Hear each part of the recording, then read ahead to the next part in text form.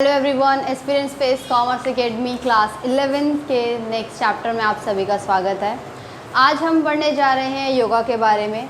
Yoga physical activity के साथ एक ऐसी एक्टिविटी है जिसमें आपका माइंड जो है वो एक अलग तरह की पीस फील करता है, एक अलग तरह की शांति हमारे मन में उत्पन्न होती है। सबसे पहले देखते हैं योगा होता क्या है। योगा संस्कृत धातु युज से निकला हुआ एक शब्द है जिसका मतलब होता है जोड़ना। अब अपने शरीर को जोड़ना अपने मन के साथ। ओके, सो यहाँ एक क्लियर हमने मीनिंग लिख रखी है। The term yoga is derive from a Sanskrit word use which means join और यूनियन, मीन्स जॉइन करना या फिर यूनियन करना। Joining the individual self with the divine और universal spirit is called yoga। किसी भी इंडिविजुअल, किसी भी पर्टिकुलर पर्सन को डिवाइन यानी कि परमात्मा ब्रह्मांड की एक शक्ति के साथ जोड़ना, जनरली ये जो टर्म है योगा का जिसमें हम अपने मन को परमात्मा से जोड़ते हैं, ये एंशियंट टाइम में माना जाता था कि योगा एक ऐसी क्रिया है जिससे आप अपने आप को, अपनी आत्मा को परमात्मा से जोड़ सकते हो। और ऐसा इसलिए भी कहते थे क्योंकि योगा के वजह से हमारी बॉडी के जो चक्र होते हैं, जो सारे चक्रास होते हैं वो एक्टिवेट होते हैं। और जो एक योगिक पर्सन होता है और एक नॉर्मल पर्सन होता है, उन दोनों के बीच में, उनके लाइफस्टाइल के बीच में एक बहुत बड़ा डिफरेंस देखने को मिलता है। अब यहाँ पर बहुत अलग अलग तरह से हमें योगा की डेफिनेशंस मिली हैं, जैसे पतंजलि के through Maharshi Ved Vyas and Bhagavad Gita में भी योगा का वर्णन किया गया है। तो बाय पतंजलि हमें डेफिनेशन मिली है, checking the impulsive of mind is yoga, यानी कि अपने मन के जो भी इम्पल्सिव थॉट्स हैं उनको चेक करना या उनको ठीक करना, उन इम्पल्सिवनेस को कम करना, दैट इज़ कॉल्ड योगा, और वो योगा से ही होता है। नेक्स्ट, महर्षि वेद व्यास जो है, yoga is an attaining trance, यानी कि अपने आप को जानने का एक ज़रिया होता है योगा। भगवद गीता के अंदर भगवान श्री कृष्ण ने कहा है कि स्किल्स इन एक्शन, यानी कि आपकी एक्शंस यानी मूवमेंट के अंदर जो स्किल्स या जो एफिशिएंसी होती है, that is also called yoga. तो यहाँ हमने 3 अलग अलग जगह से ली हुई 3 डेफिनेशंस पढ़ी हैं। इसके बाद आता है yoga has been referred to our Veda, Purana, Upanishad, Gita. हमारे प्राचीन ग्रंथों में भी योगा का बहुत अच्छे से डिस्क्रिप्शन या बहुत अच्छी तरह से उसे डिस्क्राइब करा गया है। हमारे वेदों के अंदर पुराण, उपनिषद जो लिखे गए हैं, भगवद गीता जो कि हमारी बहुत पवित्र किताब है, उसके अंदर भी योगा के बारे में बताया गया है। इन एंशियंट टाइम, प्राचीन काल में क्या माना जाता था? The word is associate with sadhana, कि योगा जो है वो साधना से जुड़ी हुई है। व्हाट इज़ दिस साधना? साधना क्या होता है? अपनी बॉडी, माइंड और इमोशन को कंट्रोल करने की जो की होती है, that is called Sadhana. Means एक तरह से आप अपनी पूरे स्ट्रक्चर, आपका जो बॉडी है, माइंड है, जो इमोशंस हैं, आप उसको एक जगह इकट्ठा कर रहे हो एंड उससे आपको एक डिफरेंट एनर्जी मिल रही है जो कि आपके लाइफस्टाइल को इम्प्रूव कर रही है। We can define yoga as an effort to obtain inner peace and happiness। हम योगा को ऐसे भी डिस्क्राइब करते हैं कि जो हमारी इंटरनल पीस होती है, इंटरनल हैप्पीनेस होती है, वो योगा की वजह से इम्प्रूव हो करके आती है। It may be describe as a method of by which the restlessness, यानी कि जो बेचैनी होती है माइंड की, जो दिमाग की बेचैनी होती है, उसे शांत करना और हमारी जो भी एनर्जी है उसको एक सही डायरेक्शन में ले जाना, योगा इसमें बहुत इम्पॉर्टेंट रोल प्ले करता है। नेक्स्ट पॉइंट है हमारा इम्पॉर्टेंस ऑफ योगा। आखिर योगा करने का क्या मकसद है और हमारी लाइफ में वो किस तरह की इम्पॉर्टेंस रखता है, या उससे क्या इम्प्रूवमेंट आती है हमारी लाइफस्टाइल, हमारी बॉडी में। ठीक है, सबसे पहला, योगा जो है हमारी बॉडी को हेल्दी रखने में मदद करता है। दूसरा, किसी भी बीमारी को ठीक करने या उसके बचाव के लिए इम्पॉर्टेंट होता है। अगर हम शुरू से ही योगा करते आ रहे हैं तो हमारी जो सेंसेस होती हैं वो ऑलरेडी एक्सपेंड हो चुकी होती हैं, जिसकी वजह से कई बीमारियां जो हैं हमें टच भी नहीं कर पाती। इंक्रीज फ्लेक्सिबिलिटी, योगा के जो आसन्स होते हैं उनको परफॉर्म करने से, प्रैक्टिस में लाने से बॉडी की फ्लेक्सिबिलिटी जो है वो इम्प्रूव हो जाती है। Increase the efficiency of heart and lungs, pranayama वगैरह टाइप के योगा से हमारे जो लंग्स और हमारे हार्ट की जो एफिशिएंसी होती है वो इम्प्रूव हो जाती है। इंक्रीज मेमोरी पावर, मेडिटेशन की हेल्प से हमारी मेमोरी पावर बढ़ती है। स्पिरिचुअल डेवलपमेंट, अब योगा जो है वो प्राचीन काल से जुड़ा हुआ है, यानी कि लोगों का मानना ये है कि योगा से हम सुप्रीम गॉड को पा सकते हैं या उनसे मिल सकते हैं। तो इस तरह से योगा जो है वो स्पिरिचुअल पावर, यानी कि आपको ध्यान के ज़रिए भगवान से मिलाने का एक रास्ता बनाती है। रिड्यूस फैटिग एंड स्ट्रेस, थकान और तनाव को कम करता है। रिड्यूस ओबेसिटी, मोटापे को कम करता है। एंड कंट्रोल, यानी कि योगा अगर हम सही तरह से परफॉर्म करते आ रहे हैं तो उससे हम अपनी जो सेंसेस हैं, जो इंद्रियां हैं, उन पर काबू पा सकते हैं। इसके बाद हम पढ़ेंगे एलिमेंट्स ऑफ योगा, जिसको हम अष्टांग के नाम से जानते हैं। योगा के मेजर 8 एलिमेंट होते हैं जिनको अष्टांग कंसीडर करा गया है।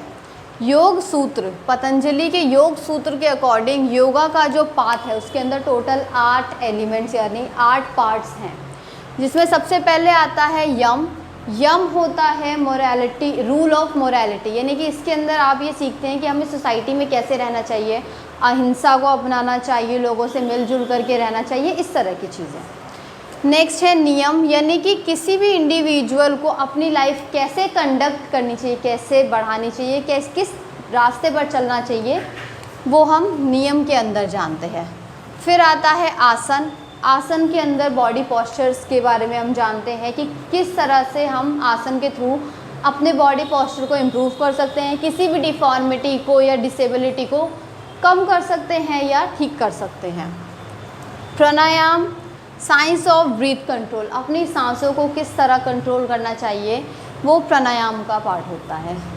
देन नेक्स्ट प्रत्याहार, अपनी इंटेलेक्चुअल कैपेबिलिटी को बढ़ाना, दैट इज़ कॉल्ड प्रत्याहार। देन धारणा, धारणा होता है कंसंट्रेशन। इसके बाद आता है ध्यान, मेडिटेशन। अब धारणा और ध्यान में थोड़ा कन्फ्यूजन होता है कि धारणा क्या होती है और ध्यान क्या होता है। धारणा के अंदर आप एक पॉइंट पर कंटिन्यू कंसंट्रेशन बना कर रखते हैं, एंड ध्यान के अंदर आप आंखें बंद करके अपने जो सोल है और अपनी जो मेंटल स्पिरिट है, मेंटल स्ट्रेंथ है, उसको कंबाइन करते हैं। इसके बाद आती है समाधि। जब धारणा यानी जो कंसंट्रेशन होता है वो हाईएस्ट पीक पर होता है तो वो समाधि बन जाती है। एंड इसके अंदर हम ये जानते हैं कि जब समाधि के अंदर कोई पर्टिकुलर पर्सन आता है तो वो एक तरह से भगवान से जुड़ने लगता है, जो सुप्रीम गॉड है उससे उसका यूनियन बनने लगता है। नेक्स्ट टॉपिक है हमारा एलिमेंट्स ऑफ अष्टांग। इसमें हम अष्टांग के 8 एलिमेंट्स के बारे में ब्रीफली पढ़ेंगे। सबसे पहले आता है यम। यम हमने पढ़ा था कि कुछ मॉरल रूल्स हैं जो हमें अपनी लाइफ में फॉलो करने चाहिए, जिसमें सबसे पहले आता है अहिंसा। अहिंसा होता है नॉन वायलेंस, यानी कि किसी भी तरह से बाय थॉट्स, बाय वर्ड्स या बाय एक्शन हमें किसी भी पर्सन को हार्म नहीं पहुंचाना। उसके बाद आता है सत्य। सत्य यानी कि हमेशा सच बोलना है, हमेशा अच्छी इंटेंशन रखनी है और अच्छे थॉट्स, सत्य वचन बोलने हैं, सत्य वचन सोचने हैं।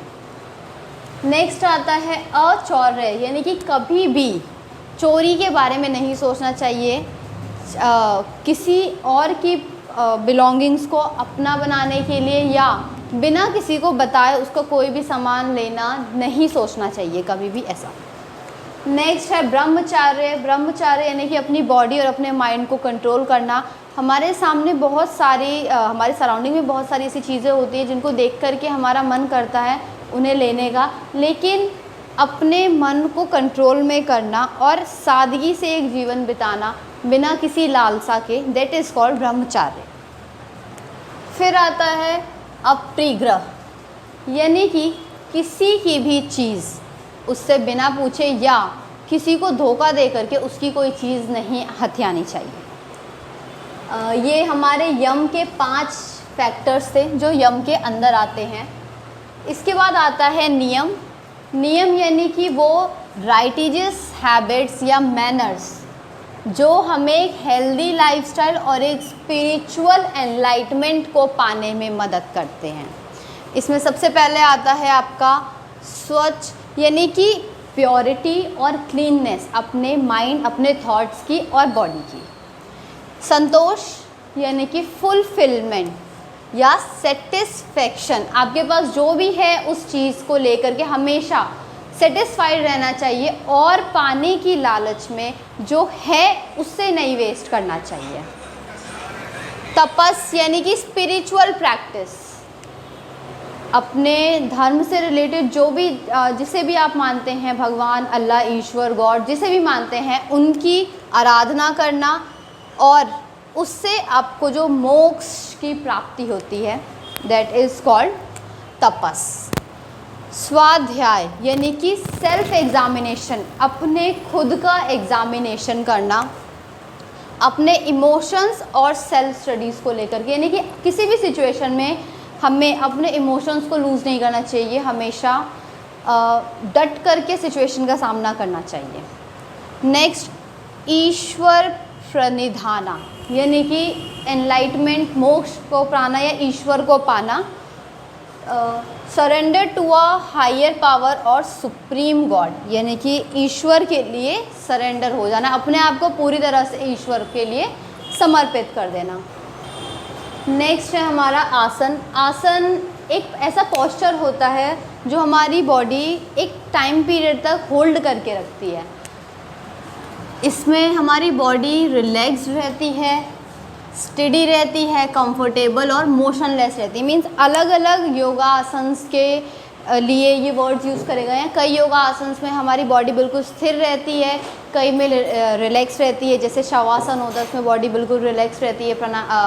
आपका जो ब्रीथिंग एक्सरसाइजेस या ब्रीथिंग आसन होते हैं उसमें रिलैक्स रहती है। कई में एक मोशन में रुकी रहती है, जैसे आप चक्रासन ले सकते हैं, एकदम स्टिड रहता है उसके अंदर बॉडी। इसके बाद आता है प्राणायाम। प्राणायाम जो है वो हमारी ब्रीथिंग फोर्स से रिलेटेड है, यानी कि ब्रीथिंग फोर्स को जब हम कंट्रोल करते हैं तो वो प्राणायाम कहलाता है।